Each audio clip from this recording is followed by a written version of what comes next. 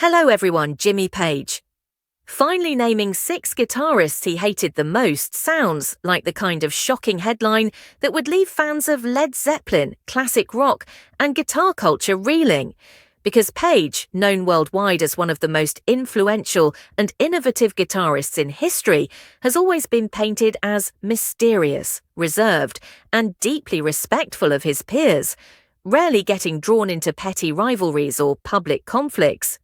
But the truth behind this narrative is layered, controversial, and filled with the complex realities of rock stardom, competition, ego, and the pressures of living under the constant gaze of fans and critics for decades. From the very beginning of his career, even before Led Zeppelin exploded onto the scene in 1968, Jimmy Page was already a studio legend in London, working behind the scenes with artists like The Who, the Kinks, and Donovan. But stepping into the spotlight meant stepping into a battlefield of guitarists all vying to leave their mark on the golden era of rock. And though Page never often admitted it, there were guitarists he didn't admire, musicians whose styles, egos, or lack of originality rubbed him the wrong way. And over the years, in private interviews and behind closed doors, insiders claim that Page did in fact express frustration, disdain, or even outright dislike for certain figures. One of the most widely speculated names is Eric Clapton, because while the media pushed a rivalry narrative between Clapton, Jeff Beck, and Page, 3 Yardbirds alumni who each carved out iconic careers, Page was rumoured to quietly resent Clapton's tendency to label himself as the true bluesman of the British scene, believing Clapton's purist attitude dismissed the experimental, mystical approach that Page felt was the true evolution of guitar music. And although the two appeared cordial in public, stories persist that Page's private words about Clapton were far less flattering. Another name often whispered is Ritchie Blackmore of Deep Purple, a man known not only for his incredible guitar playing but also his fiery temper and competitive streak. And while Blackmore himself often criticised Zeppelin for being overrated, insiders say Page considered Blackmore to be unnecessarily hostile and arrogant, fueling a dislike that stretched beyond musical differences. Then there's Keith Richards of the Rolling Stones, whose guitar style was raw, rhythmic, and rooted in blues simplicity, a contrast to Page's intricate solos and layered compositions. And though Richards often mocked Zeppelin as copycats or even rubbish, the disdain was mutual, with Page allegedly dismissing Richards as a player who lacked true technical depth. A fourth name that often surfaces is Ted Nugent, not because Nugent could rival Page musically, but because of Nugent's outspoken ego and relentless criticism of other artists.